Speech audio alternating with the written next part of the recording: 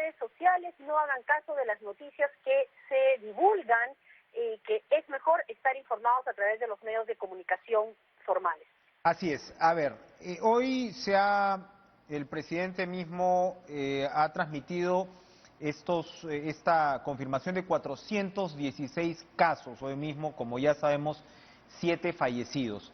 Esto viene también con declaraciones del ministro de Salud, que incluso se ha referido en estos estudios al modelo peruano, es decir, haber tomado ciertas medidas de contingencia, de prevención, que pudieron verse como severas en un momento, pero que estarían ayudando efectivamente a lo que ahora se llama pues achatar la curva, ¿no? Controlar la proyección, que es lo importante. Los casos no se van a detener, el contagio no se va a detener, pero lo fundamental es impedir que el sistema de salud colapse y que el coronavirus se propague de una manera masiva. ¿Cuál es su interpretación de esta cifra de 416 casos confirmados? Mira, Enrique, nosotros sabíamos de que en esta epidemia los casos van a ir aumentando, pero lo que necesitábamos con estas medidas que se han tomado era frenar ese incremento indiscriminado de la propagación de un virus tan fuerte como es el coronavirus. Las medidas que, como tú mismo señalas, al principio pudieron parecer un poco extremas, ahora resultan de las mejores medidas que se han tomado y en forma sumamente oportuna. Cuando el presidente anunció estas medidas, primero, cuando se trataba de instar a la población a un distanciamiento social primero, de ahí pasamos al aislamiento social obligatorio y luego una tercera medida que lleva la inmovilización social obligatoria en determinado horario, es porque justamente necesitamos que la población no se mueva. El virus se mueve a medida que se mueve la gente y necesitamos controlar eso. Eso no significa que no vayamos a tener todavía un poco más de casos.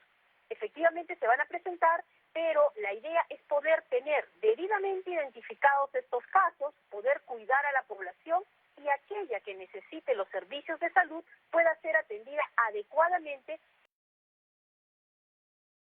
en los hospitales que para este efecto se están acondicionando de manera tal que puedan brindar servicios a los ciudadanos que lo necesiten. Algunos no van a necesitar acudir a los servicios de salud, pero necesitamos saber quiénes son esos ciudadanos que teniendo el virus van a tener que tener un cuidado en casa. Ahora, si es que la medida se cumple, si la población la sigue respetando o la respeta más, se están hablando ahora mismo, otra vez el ministro de Salud mencionaba pues las proyecciones, porque acá evidentemente ustedes mismos en la comisión seguramente trabajan sobre distintos escenarios. ¿Qué nos puede comentar al respecto? ¿Esta proyección, como está avanzando, está bien encaminada? ¿Esta curva se debería todavía achatar más? ¿Podemos esperar de repente un repunte en los próximos días a pesar de que la situación avance dentro de lo calculado? Enrique, según lo que nos explican los expertos, los especialistas que están viendo día a día la evolución de la epidemia, todavía se pueden presentar algunos casos más y con las pruebas que está comprando el gobierno para hacer un mayor número de descarte de coronavirus, vamos a tener algunos números más respecto a los que den positivo o estén infectados con el virus. Pero lo que se espera es que si no hubiéramos tomado la medida a tiempo, si no se hubieran dictado estas medidas, si el gobierno no hubiera decidido afrontar la pandemia de una vez con las medidas que se han tomado, nuestra curva de crecimiento hubiera sido muchísimo más alta. Y frenar una epidemia ya con una curva muy acelerada de crecimiento es aún más difícil. Sin embargo, con estas medidas lo que estamos viendo es que todavía no hay un crecimiento exponencial como el que hubiera podido darse en caso de haber continuado, digamos, con una vida normal, todos saliendo, todos trabajando, los chicos en la escuela. Esto hubiera sido mucho más difícil de controlar. Entonces, todavía esperemos en los próximos días si la medida se acata cada vez más, como lo estamos viendo, que hay lugares donde hay mucho más acatamiento de la medida que otros. vamos a poder controlar e ir frenando y de repente no va a ser necesario tomar medidas adicionales. Ahora, Sin embargo, sí. si no es así, se tendrán que adoptar otras medidas. Evidentemente usted señala el tema de las pruebas, ¿no? Hoy se ha anunciado que el primer paquete de pruebas, como de 330.000 pruebas moleculares, estarían llegando este viernes. Perú ha sido, yo diría, casos diagnósticos pruebas, pues no ha tenido la intensividad que ha tenido, por ejemplo, pues en otros países que probablemente pues tenían la tecnología o tenían una claridad con respecto a los temas de diagnóstico, como Corea del Sur. Se dice, ¿no? O se señalan los expertos que, y probablemente pues la estrategia peruana vaya a incidir en esto, que es muy importante identificar los focos infecciosos, ¿no? Lo que los gringos llaman ahora los hotspots, los puntos calientes. Nueva York, por ejemplo, es uno de ellos. Estas pruebas nos deberían ayudar a llevar una trazabilidad más fina, porque en realidad para que la vida de alguna manera se vaya normalizando, porque claro, también es cierto que no hay economía que vaya a aguantar una cuarentena indefinida, para que esta vida se vaya regularizando, es muy necesario entonces hacer una trazabilidad de casos, ubicar cada caso muy bien y ver en contacto con quién has estado y por supuesto aislar y bueno, darle la atención a quien lo requiera, pero hay un proceso de identificación muy fino. A eso vamos a entrar a otra fase en la estrategia de contención ya en el Perú.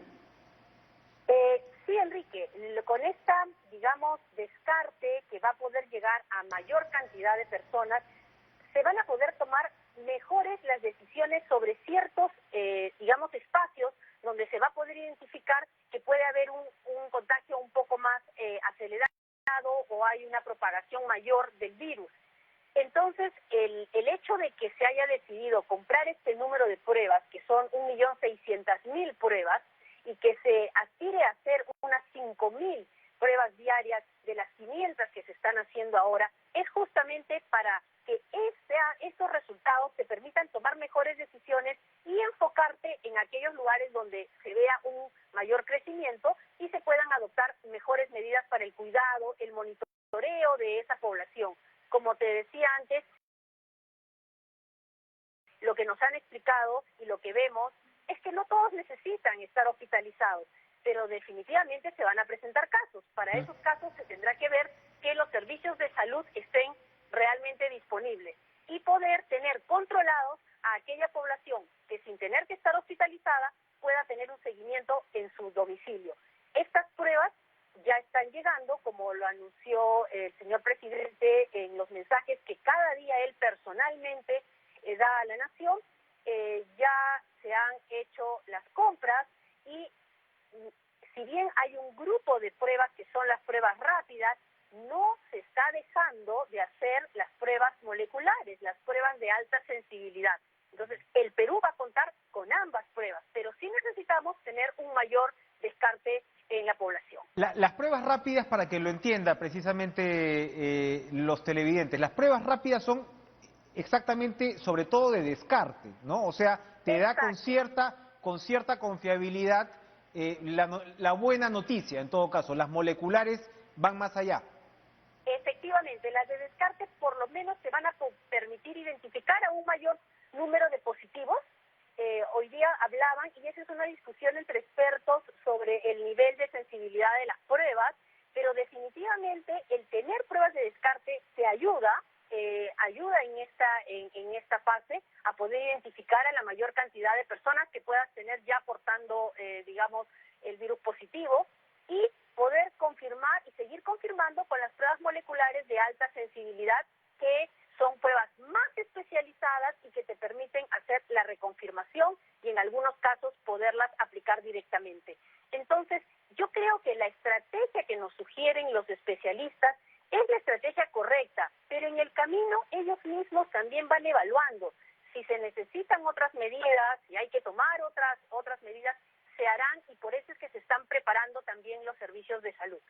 Pongámonos un poco en contexto. Estamos hablando de Silú de 1.600.000 pruebas en total. Es un número impresionante si tomamos en cuenta, por ejemplo, que Corea del Sur, que es de los países que más pruebas ha aplicado, está en el rango de los 350.000.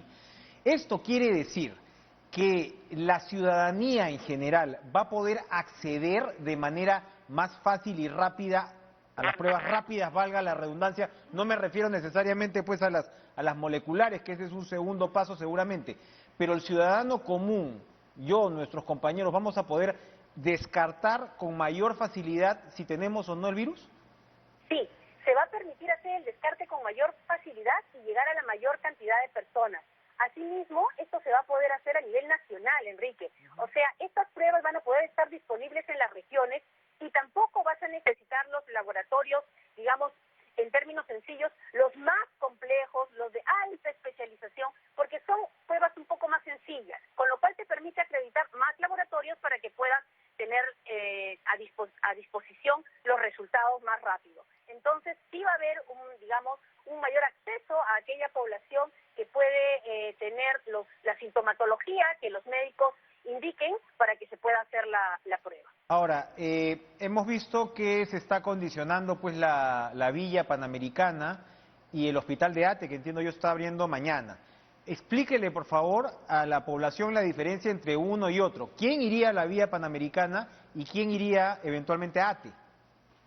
Mira, en principio la Villa Panamericana se va a usar para todos aquellos pacientes que no necesiten unidad de cuidados intensivos.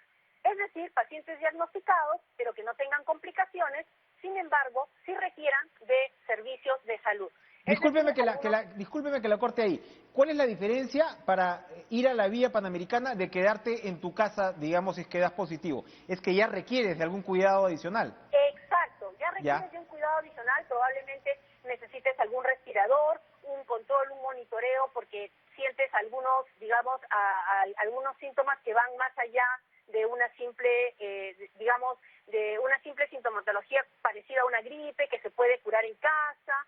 En este caso no, sí necesita un cuidado adicional. De repente es un paciente con alguna comorbilidad, es decir, algún paciente de los que se llaman vulnerables más a la enfermedad. De repente es un paciente que es hipertenso y tiene algunos problemas. Entonces, estas personas van a tener un cuidado, van a estar, en este tipo de hospitalización, donde van a estar monitoreados, van a tener la indumentaria necesaria, los instrumentos necesarios para poder mantenerse bien y en caso alguno de ellos sufriera alguna complicación, pasar a un hospital que tenga una unidad de cuidados intensivos. Muy bien. Ahora, para ir terminando, hace algunos días veíamos las cifras de casos que compartía el Ministerio de Salud y, por ejemplo, ahora mismo tenemos 322 casos, están en Lima, ¿no? Y veíamos distritos como Surco, Miraflores, Jesús María, si bien no hablábamos de una explosión de casos. ¿Esta proporción se ha mantenido? ¿Hay algún distrito en Lima? No, se ha mantenido todavía esa misma proporción, la que se ha venido señalando. Efectivamente, Lima es quien reporta los mayores casos, pero la proporción todavía se mantiene. Esperemos en los próximos días para ver cómo sigue evolucionando, digamos, esta epidemia y cómo se van presentando los casos. Muy bien, Desilu León, muchas gracias. Muchas gracias por esta comunicación. Esperemos entonces pues que las medidas, ¿no?, de la cuarentena, como repetimos y como lo acaba de decir esta misma funcionaria, secretaria técnica de la Comisión de Alto Nivel contra el Coronavirus, mientras más se cumpla y mientras esta curva siga bajo control, las medidas, por lo menos yo no sé si se van a levantar, pero probablemente gradualmente vayamos a poder ya tener otra situación de movilidad y demás a partir de la próxima semana. Esto, insisto, siempre y cuando de aquí hacia finales de esta semana, todavía nos faltan 5 días, la población cumpla con las medidas de aislamiento y se quede en su casa. Hernando de Soto, por supuesto, es uno de los economistas más reconocidos del Perú. Hoy publicó una columna en el diario Gestión, que ha sido también compartida en internet y en las redes, donde da un paso más sobre una perspectiva que él viene desarrollando con respecto a la a la informalidad minera y cómo adaptarla de alguna manera, por supuesto, lo pone en el contexto de la actualidad y vamos a hablar de este tema. Pero antes, Hernando, buenas noches, gracias por estar con nosotros, un gusto verlo, sí, ahí está, en su estudio. Antes de entrar en materia sobre el artículo, no quiero dejar pasar la oportunidad para tener un comentario suyo sobre la situación económica mundial. Hoy ha habido pues críticas y demás porque Donald Trump parece muy apurado porque Estados Unidos vuelva a la normalidad económica, entre comillas, y ha dicho pues que para Pascua esperaba que las pilas estuvieran puestas de nuevo en la economía estadounidense y normalizar. Hay quienes han dicho, oye, no, aquí las prioridades son otras. ¿Cómo en general está reaccionando la economía mundial y cómo podría levantarse después de una situación tan crítica y particular como la que estamos viviendo? Bueno, la primera cosa que me viene a la mente es de que el presidente Trump no habla como un jefe de Estado de un país como el nuestro, que no es una confederación, es decir, que no está compuesta de 50 y tantos otros estados. En los Estados Unidos, una gran parte de los que deciden qué va a ocurrir con la población son los gobernadores de los 50 y tantos estados. Es, por ejemplo, que usted ve ahora, Enrique, que en California han comenzado a cerrar y hay gente que ha sido ya encerrada en su casa, como lo estamos nosotros, y por buenas razones, que no es lo que está pasando ni en Nueva York, ni es lo que está pasando menos en la Florida. Entonces, cuando Trump habla en el contexto político de que él trate de preservar libertades, él a la larga va a ser hecho responsable por lo que pasa con la economía, mientras que probablemente los gobernadores de los estados más bien van a ser responsables de la parte de la salud. El potencial de daño que hace esta enfermedad es enorme porque todo lo que nosotros tenemos, la misma maquinaria a través de la cual, Enrique, tú y yo estamos conversando, es hecha en otros países. Tiene metales de Perú, tiene cuarzos de otros lugares, recibimos las medicinas que probablemente vamos a recibir, con la excepción de la quinina, vienen de otros países, es decir, la interdependencia mundial es enorme y como consecuencia todo lo que no permite la división del trabajo, es decir, la interconexión entre las distintas partes de las cuales está compuesto un producto, por ejemplo, un lápiz, Enrique, hecho de madera, con borrador y una lámina de metal que ata el borrador al lápiz, viene de 17 países distintos. Esos países ya ahora van a tener problemas juntarse, cosa que la preocupación por el daño económico es legítima, y es legítima, entre otras cosas, porque la gente puede morir de hambre, puede morir en los países más pobres, y uno no sabe qué es lo peor, la cantidad de muertos por la enfermedad o la cantidad de muertos que proviene del hambre, de que viene de la pobreza y de que viene de los levantamientos sociales, ¿no? Precisamente en el discurso señala usted que toda esta dependencia de lo el teletrabajo, las tecnologías, todo esto que nos permite finalmente, de alguna manera, vislumbrar algún tipo de continuidad económica y demás, depende pues de los recursos naturales. Y si llevamos esa línea a la condición del Perú como país minero, pues evidentemente nos ponemos aún más en perspectiva. ¿Cuál es? Sus víctimas, pero también han tenido lados positivos. Entonces hay que buscar esos lados positivos. Y una de las cosas que nosotros estamos viendo ahora, que nos tenemos que comunicar para cumplir con la ley y cumplir con las consignas del Estado con relación a la salud,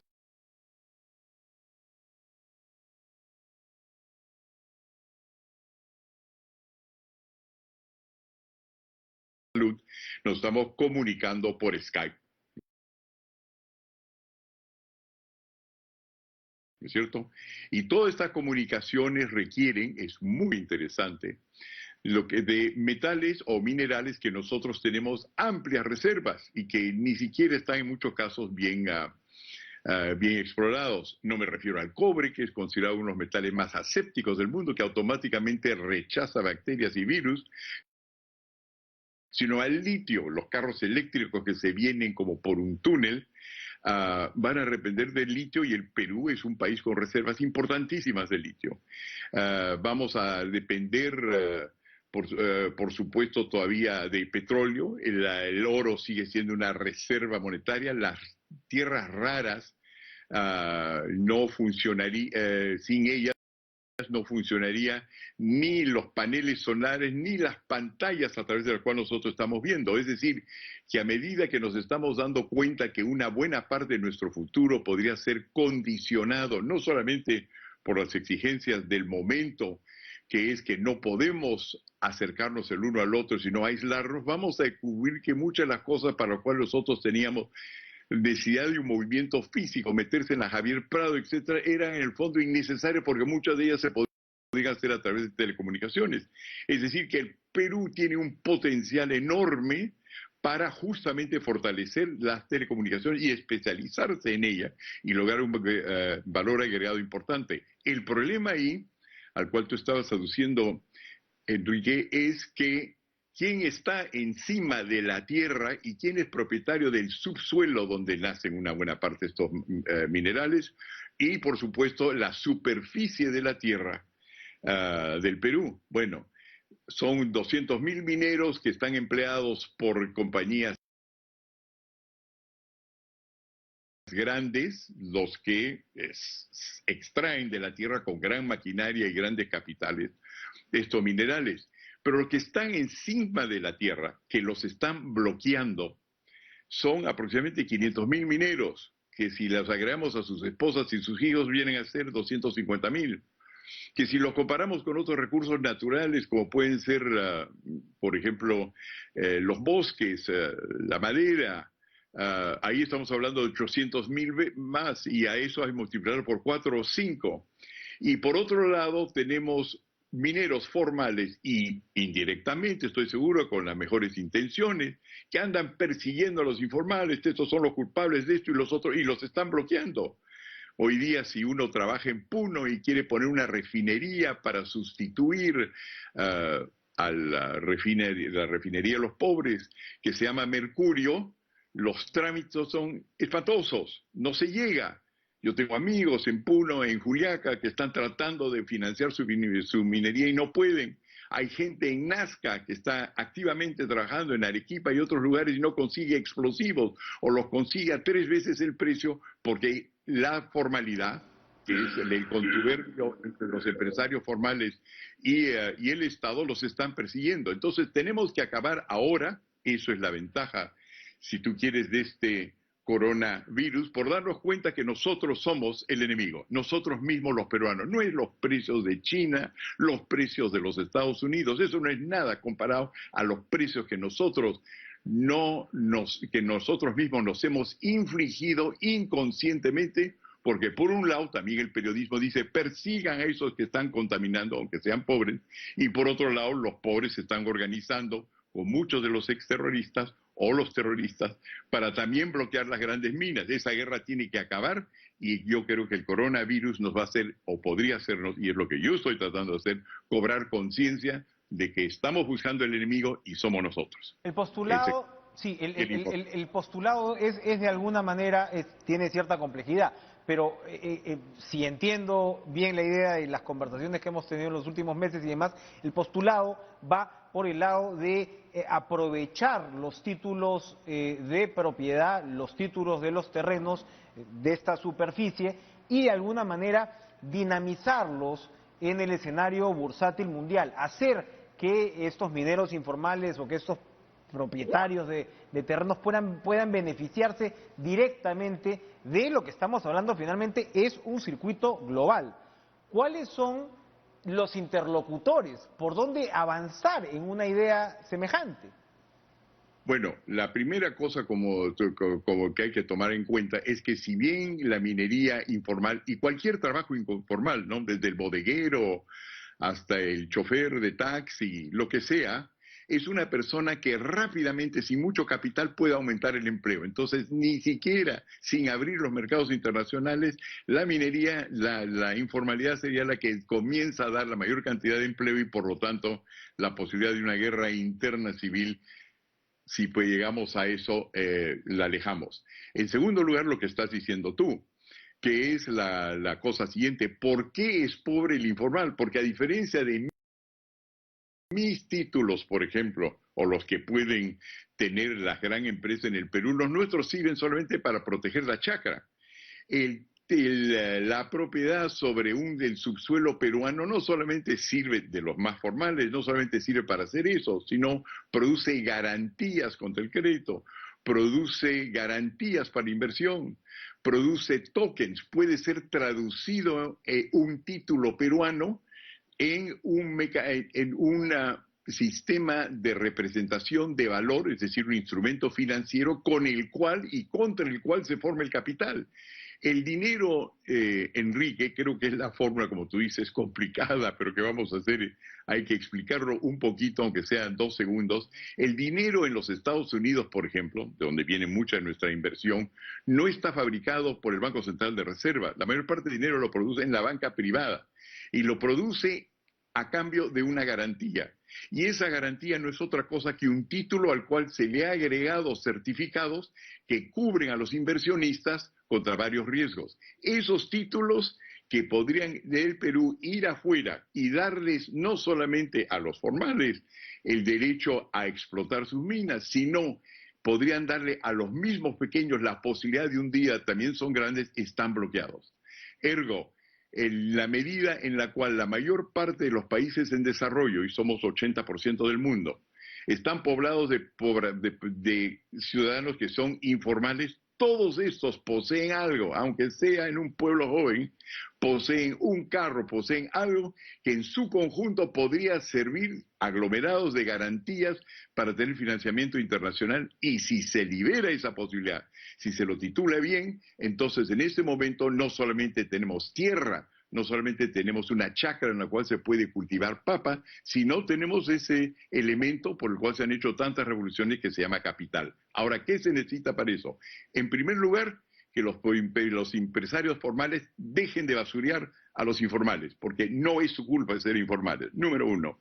Y número dos, una voz del presidente de la República, que ahora está, creo yo, gozando de una popularidad de cerca del 90%, que dice, mira, yo no sé hacerlo, pero lo voy a dejar hacer a los privados, y yo sé muchos, porque estoy organizando consorcios en ese sentido en distintos países, que ellos lo hagan. Evidentemente, el mismo presidente que está diciendo quiero su salud, diga yo quiero también su prosperidad, porque el futuro depende de ellos, y de repente reducir más matanzas, que inclusive las que nos vienen con el coronavirus, son elementos importantes. Empresa privada, que se ponga las pilas, que se dé cuenta en qué país vive, que no es el primer mundo y no va a ser el primer mundo por un buen rato. Y en segundo lugar, el presidente de la República. Yo no conozco a nadie más que está con 90% de popularidad.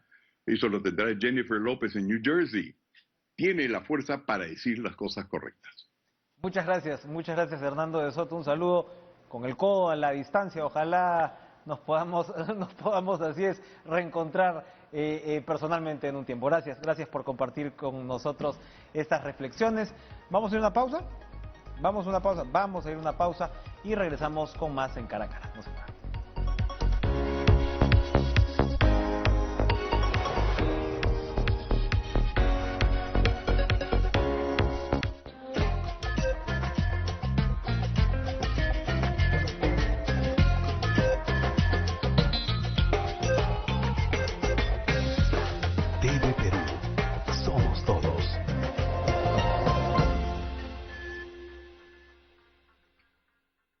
Mientras estos 15 días tú estás en casa, afuera estará nuestra policía, Fuerzas Armadas y personal de salud haciendo una labor extraordinaria cuidando de todos. Tomemos esto con seriedad. En otros países lamentan contagios y pérdidas humanas por no hacerlo. Un miembro de cada familia podrá hacer las compras para la casa. Y recuerda, nuestros abuelos y las personas con enfermedades crónicas son los más afectados. No esperemos a que sea tarde. La salud de todos depende de ti. Yo me quedo en casa. Gobierno del Perú. El Perú primero. Jugar con la realidad virtual te hará vivir una aventura intensa. Ah, esperas algo intenso. Intenso es esto.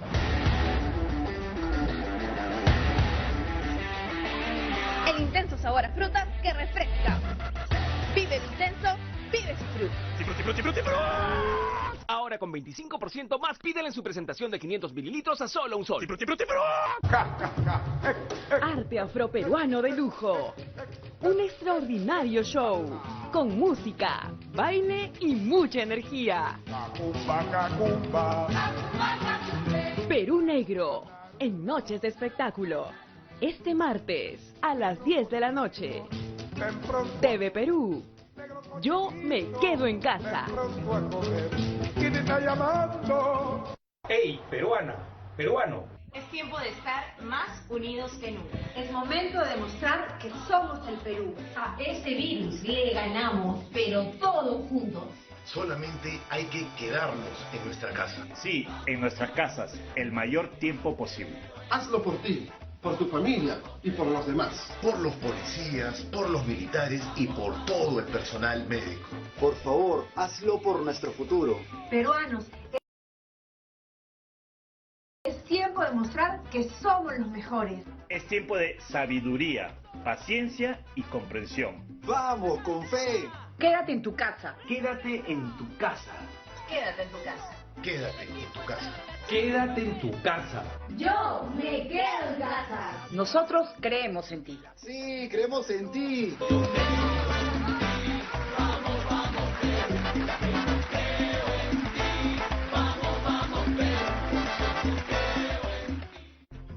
Estamos viendo Cara a Cara.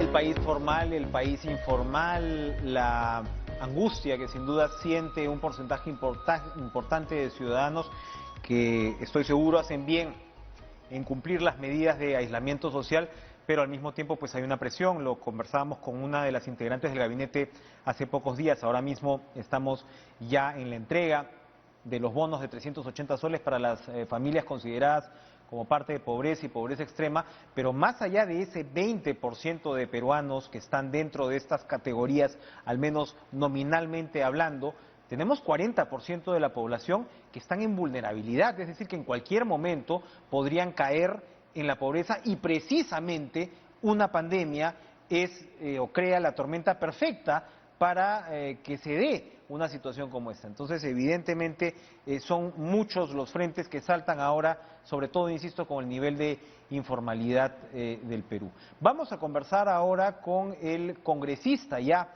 del Partido Morado, Francisco Sagasti, pero por supuesto, investigador en innovación, especialista pues en temas científicos que seguramente nos va a dar perspectivas muy interesantes. Y yo le decía, ¿cómo está usted, señor congresista?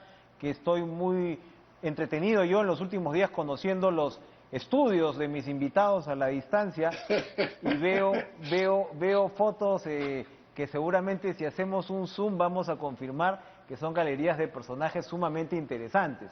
Pero vamos entonces a trasladarnos de nuevo primero a nuestro país para comentar el trabajo de este Congreso que se ha iniciado en circunstancias tan particulares. El jueves pues va a darse finalmente la reunión de la Junta de Portavoces y le hago la pregunta que le hacía a algún colega suyo: ¿cómo el Congreso en estas circunstancias tan dramáticas, extraordinarias, desafiantes, puede aportarle al país, evidentemente con una capacidad de reacción que esté otra vez pues a la altura de lo que estamos viviendo? Buenas noches, Francisco. Buenas noches, Enrique, y a todos los televidentes de TV Perú. Muchísimas gracias por la invitación. Yo creo que el Congreso puede reaccionar de maneras muy positivas, y la primera ya estamos empezando a verla, por lo menos aquellos que estamos involucrados en las negociaciones, en las conversaciones, que tienen solo una semana. Recuerden, hemos juramentado solo hace 8 días. Y el cambio importante es que hay un clima de colaboración, hay un clima de respeto, no tenemos estos pleitos y peleas, no hay una animosidad en contra del Ejecutivo, ni mucho menos, y lo que he podido notar yo como congresista novato, por decirlo así, es un espíritu de colaboración, de cooperación, de sacar al país adelante, sobre todo en este momento crítico. Entonces, lo primero que creo que puede el Congreso dar, marcar un contraste muy grande con el Congreso anterior y mostrar y demostrar que los peruanos podemos trabajar juntos a pesar de venir de tiendas políticas muy diferentes, con ideologías, con experiencias personales, con vivencias diferentes. Por ahí empezamos. Y en segundo lugar, las funciones propias del Congreso, que básicamente son 4. En primer lugar, representar lo que quiere y dice la ciudadanía en general. Y ya en más de una oportunidad me ha tocado ser testigo como varios congresistas, varias bancadas, están canalizando preocupaciones o de las enfermeras, de los trabajadores en salud, de los independientes, de aquellas personas que están endeudadas, de aquellos que no tienen acceso, aquellos marginales. Por ejemplo, recibí una llamada realmente dramática de un grupo que manejaba y ayudaba a un albergue para ancianos, pero que no era un albergue del Estado, era un albergue privado y que necesitaba del trabajo diario de muchas de las personas que colaboraran para poder apoyar a los adultos mayores. En fin, lo que hacemos en el Congreso como representación es canalizar todas estas cosas y eso está funcionando. En segundo lugar, legislar, y ahí es donde tenemos un pequeño problema, Enrique, porque hay ciertas normas, reglamentos, la Constitución, que imponen ciertas formas de trabajar, que en momentos críticos como este a veces no son compatibles o tan compatibles como quisiéramos con las demandas del aislamiento. Se critica muchas veces que el Congreso se reúna. Hoy día, por ejemplo, la Junta de Portavoces nos hemos reunido físicamente en el Salón Grau, separados por 1,5 metros, 2 metros cada uno del otro, todos con mascarillas. María Teresa del FREPA, con una generosidad increíble, nos trajo guantes a todos nosotros, guantes de gel a todos nosotros.